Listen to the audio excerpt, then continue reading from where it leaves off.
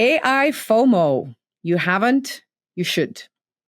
There's a fine line between caution and paralysis. And if your artificial intelligence plans are still stuck in the brainstorming stage, this episode is your jolt to move. Welcome to the 50th episode of the Business Emergency Room. Yes, 50th. I'm in a very celebratory mood. My name is Maartje van Krieken, and I'm your host. We are going to postpone the partying to episode 52, though, because this is a weekly podcast. So episode 52 marks the 1-year anniversary. Be on the lookout for that special one. Leadership today isn't just about scaling. It's about navigating constant uncertainty, market disruptions, and high-pressure decisions. If you're dealing with chaos, bottlenecks, and relentless pressure, welcome to the Business Emergency Room. Today, we're going to talk about AI FOMO. Let's get into it. So, the very real fear of missing out on the opportunities artificial intelligence brings to our business. I hope this episode is a wake-up call, because here is the truth. 88% of enterprises are actively pursuing AI transformation. Or so they say. 95% of US and European companies are already using generative AI. The kicker is only 5% have actually transformed any core business functions with it. So although everybody says they're doing something, nobody's really taking any action that leads to results or a different way of working. Yet the capability and the capacity that AI tools bring is so fast evolving that if we don't join that bandwagon, how are we even going to keep up with all the developments that follow? How do we build that muscle of slowly integrating this, not just in our personal life or in the writing of our emails with ChatGPT or something like it, into something that systemically helps us move our business faster and better and smarter? Also, about a third of managers or senior people in business admit to using AI frequently. So that's only a third, considering that 90 or 80, somewhere between 90 and 95% of them say they're implementing it. Only about a third of leaders use it frequently. And if you go down to frontline employees, it's half that. It's about 16%. So the potential is there, but the gap is lagging. There is a huge gap between what people want and what's reality. The issue is that the cost of waiting, well, we're not entirely sure what the cost of waiting is, but do we want to wait to find out? Because we do know that early adopters in all sorts of technology typically tend to be 1.5 to 1.6 times more likely to succeed with those new technologies. And in business in general, we also know that slow adopters not only fall behind, but they lose control over how changes happen. So they have less of a voice and less of an influence in the way and shape these tools and technologies are deployed. They typically are left with following whatever somebody else did, because that's become the standards. And also from a people perspective, employee retention is directly correlated to how well or how fast you deploy technology. And also, your competitors, your regulators, your customers, they're all looking at this. They are looking at you to lead them, you to lead in the market, or to outcompete you, and maybe indeed drive the environment, including regulation, etc., and forcing you down a path that might not have been the ideal fit for you. So if you're not building towards your competitive advantage now, you're kind of building towards irrelevance. You need to join this train at some point, because it's not going to go away. And so, I think your fear of missing out should translate into action. So that's maybe easily said, and I kind of almost hear you thinking at this end of the line, well, okay, But beyond writing some cool marketing emails and automating the phone answering system, what are we really talking about? Because you're telling me we're all looking at it, but very few of us are doing it. How, in the actual nitty gritty of running and operating a business, does AI currently get deployed successfully? What am I then looking at? So, I am not talking about the kind of AI that helps you write your next blog or helps you write friendlier emails or that helps me receive emails with matching for podcasts, because that's very real. That's currently what's happening to me. So for this podcast, I receive emails that look like they've been written by a human, but are not written by a human. And in these emails, I get anywhere from 3 to 5 potential podcast guests proposed. Behind it is our AI agents who consume every week the content of every available or released podcast that week, who link that to their database of clients of people who want to be a guest on podcast, and then match that up and then change that into an email that ends up in my inbox. Well, the initial reaction, particularly the more clunky emails that come out to me, are to not use that, right? And I think that's the reaction many of us have towards AI. The emails have gotten a little better. I've actually started to react and respond to some of them. And I've made some fabulous connections. So I kind of feel like I should have maybe said yes easier, or at least been willing to look into that. Because in reality, the matchmaking that AI can do is so much more efficient and so much faster. Giving me a quick list, saving me from having to do a huge dig through long lists of people and plan stuff out. I get simply names and people's specialty, and I'll have a first screening and a first look. And if anything looks good, then we have a quick conversation to see whether what's in these profiles actually matches with reality. But that is much, much quicker than either side. So either the side of my guest or I can do. So yeah, I think we all appreciate that level of AI is happening in the marketing space, in the sales space. But if you are more in manufacturing or in entirely different industries, where beyond maybe automating your employee helpline and your customer service organization, where have we seen AI deployed successfully? Well, there's definitely some great examples already out there. So one of them is, for instance, predictive logistics in warehousing. So what happens is that some logistics companies now use AI-driven camera vision on forklifts to optimize warehouse movement. And that system then tracks patterns and predicts delays and reassigns paths in real time. So that takes out bottlenecks and it takes out guesswork. And yeah, effectively automates your warehouse operations.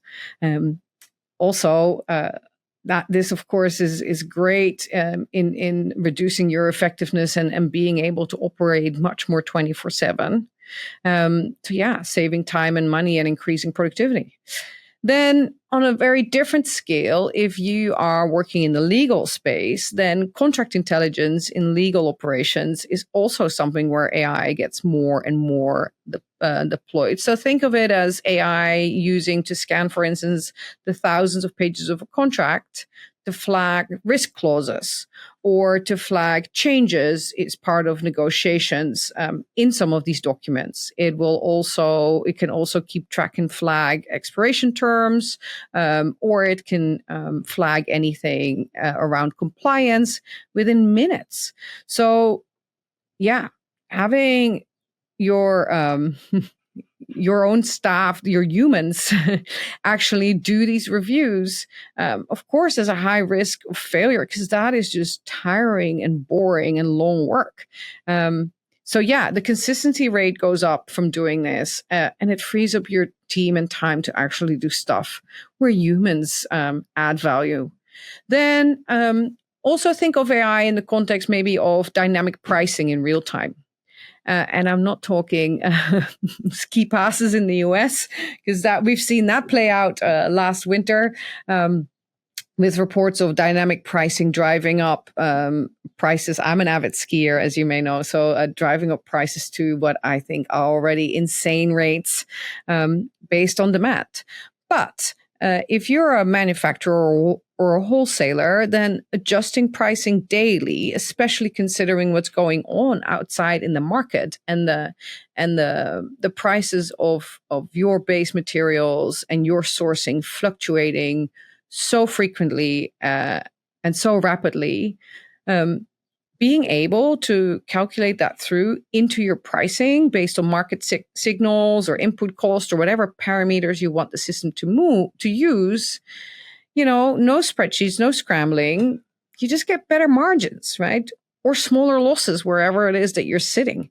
But that there's no way that you with even the best team can do that at that speed. AI can really be a major game changer here. Then another entirely different sector again is field service coaching for technicians. So AI is now used to effectively be almost like an on-site coach for your technicians or an on-site encyclopedia. Telecom companies, for instance, now equip service techs with AI-powered mobile apps, and that guide them through any of the complex repairs step by step. And the app actually watches what they're doing and offers corrections on next steps, make sure that things don't get skipped. So it's almost like a digital supervisor, if you will, with a perfect memory and patience. And if your techs don't like what they say and square back, I'm pretty sure that they're not going to be offended. So yeah, how is that? Also, many of you maybe work in very specialist industries or have really big surface areas, and it's not realistic for your techs to really have readily knowledge on everything and all at all times. And so your ability to deploy your technicians more effectively with this kind of support system in place is, of course, abundant. Then as a sort of an extension of that, AI also gets used now in safety maintenance. So there is an energy company out there that uses AI to prioritize maintenance schedules based on sensor data from equipment. So instead of fixed cycles, they only intervene, I'm sure there's some more thinking behind the logic that went into the system, but they intervene based on what AI detects are signs of potential future failure. So the way I interpreted when I read about this case is that there is signals going off when compared to what it should be, usage or wear on certain parts is higher or lower than what's assumed. And hence you can delay a little bit or you need to bring forward maintenance on some of these items. Well, again, this could save millions. I don't think this is essentially something that you're letting your people do. So it's not a people replacement. It's more a smarter approach to maintenance and can save millions and prevent disasters. So yeah, there is ample evidence out there of AI deployment already to do smarter and more efficient and faster business that go beyond AI rewriting your kids' homework or your emails or coming up with some inventive names or rewriting your business plans or procedures for you. So if I'm advocating for you to get out of FOMO and actually moving and join the AI bandwagon, what is it then that I'm actually telling you to do? Well, I'm not going to leave you here. I'm actually going to tell you what I think are the logical 5 steps to take and to get started with this. Right? The good news is that there is absolutely no need for any of you to become an AI expert or a coder. You do not need to understand or be able to actually build the AI solutions. What you do need to understand is your business's pain points and your current business's processes. And there's nobody better than you that knows these. So you're in the right place to drive this. The way to go about it is step one, map your pain points or your inefficiencies or so in general, this is the diagnostics or an opportunity scan. Look inside your business, look at your operations, and look at what's repetitive, what's error prone, what is slow, what is plain annoying, what is it you're not doing because it's simply too much work or almost impossible work, right? So like the safety scanning examples. Where is there a lot of data being reviewed? Where is there a lot of repetitive work? Where does human effort not really add strategic value? So let's identify those and then list them. Then I would have a look at that and say, okay, where can I carve that out in somewhat discrete packages? So what is indeed maybe a safety maintenance package? What is maybe performance related, sales performance, logistics performance? You want to package these in something that's somewhat discrete, that sits, if it sits together, if it's intertwined, if these processes interact with each other, or is there natural boundaries where you can carve these up in separate packages, right? And then I would prioritize those and say, okay, where in my organization would that really actually immediately have a big impact if I start working it, or it's actually so core to my business that's where I should start? Why would I start the AI deployment in something that's very peripheral to my business? There's likely somebody else, if in terms of if you're in manufacturing, in terms of AI in HR or AI in finance, let those HR and finance companies figure out the AI solutions for the challenges in those areas, right? You are better off spending your money on something that's core to your processes, because it's going to be either you or your competitors who have to come up with the smart solutions to do those parts of the business better. So I would start with one of your core processes, maybe filter it a little bit by where you actually have a team with people who would love to be the first doing this kind of challenge, with people who are interested in this kind of scope and involvement, who actually maybe have some spare capacity or energy. I would definitely factor some of that in. All the typical stuff that helps lead to making any kind of change or innovation project more successful. And then that leads me to point number 3. So pick then the one that you're going to start with. I would do it sequential. You're building up your AI learning muscle.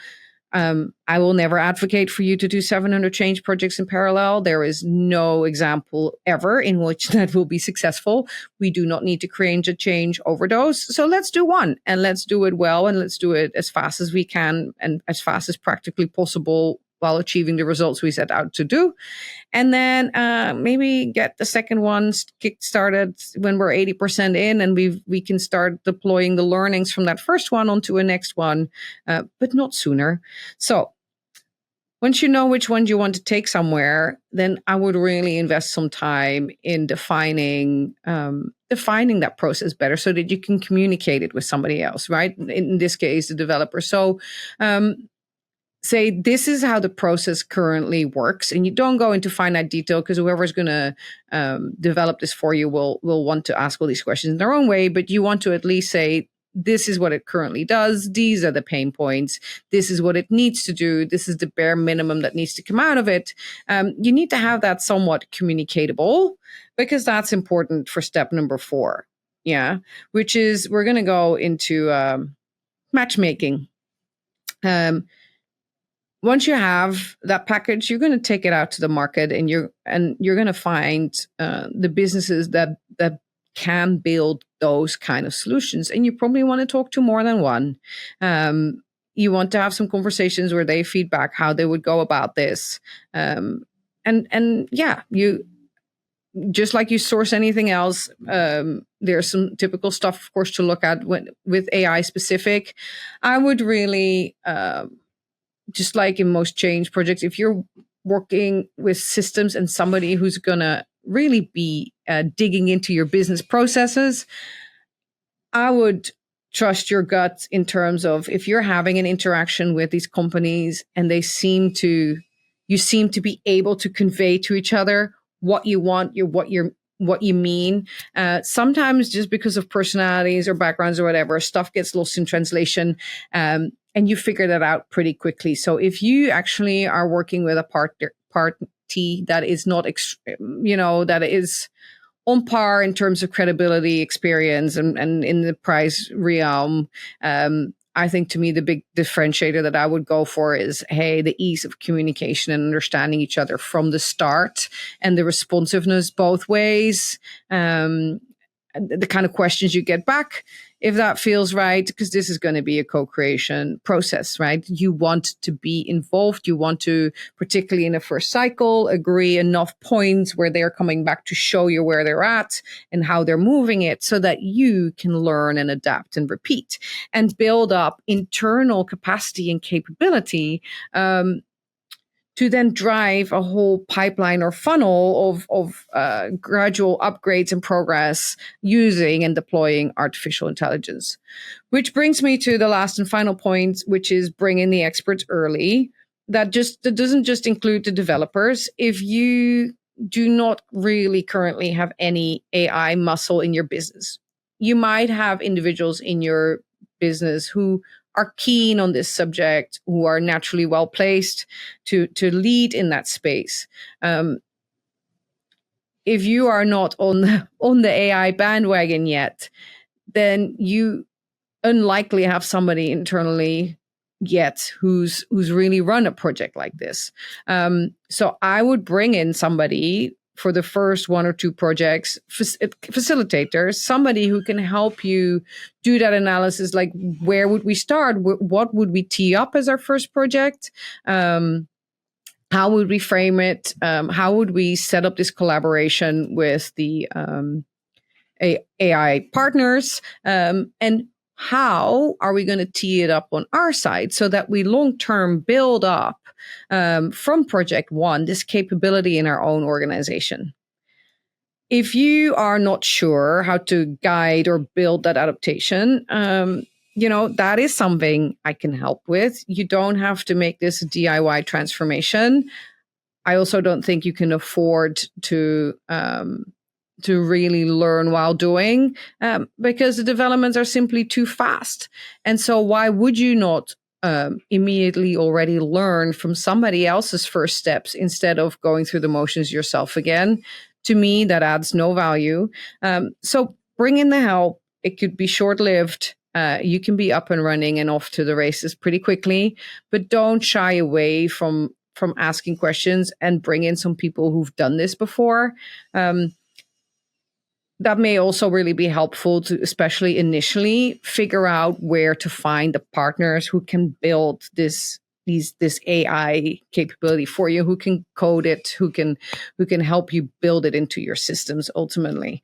That is a special network. And of course, you can go and find those people yourself, or you can even ask ChatGPT to ask you the 10 best companies who can do X, Y, or Z. But maybe it's helpful to tap into somebody who's gone through that process and not just asked chat, but then actually gone out and spoken to these companies and met with them and knows what questions to ask that chat might not tell you about. So, final thoughts. How do you go from the fear of missing out to maybe being a first mover? Because by the sounds of it, everybody says they're doing it, but very few of us are doing it. So if you start moving today, you can go from FOMO to first mover overnight. AI FOMO is legit. You should get off your seat and start working this. Not just scratch the surface with a little chat here and there. Real business value comes from transforming these operations by building in this efficiency, the smartness. You already know where your bottlenecks are or where the opportunities are for improvement. So now it's time to look them in the eye and say, hey, let's go and tackle them one by one and do this. If you want help mapping your workflows or prioritizing AI-ready processes or connecting with developers or getting buy-in internally, I can help with any and all of that. That's what the Business Emergency Room is about, and my business, the Chaos Games Consulting too. So AI isn't just there for content creation. It's your opportunity to get out there faster, better, and, reap that success. So, I hope you go do this. I hope I've convinced you to leave your FOMO behind and dive in. Thank you for joining me on episode 50. I'm going to go off and celebrate a little by myself. I hope to have you back here next week, episode 51, where we'll have another fabulous guest. And then I hope you also will mark your calendars for episode 52, 2 weeks from now, because that will be our 1-year anniversary and we'll have a special episode. Thank you. That's it for this episode of the Business Emergency Room. If you are currently dealing with chaos or disruption in your business, please reach out. You can email, text, or call, and I will find a way to connect with you within 24 hours. I've helped others steer out of the storm, and I know I can help you too. Talk soon. Please like, subscribe, and share.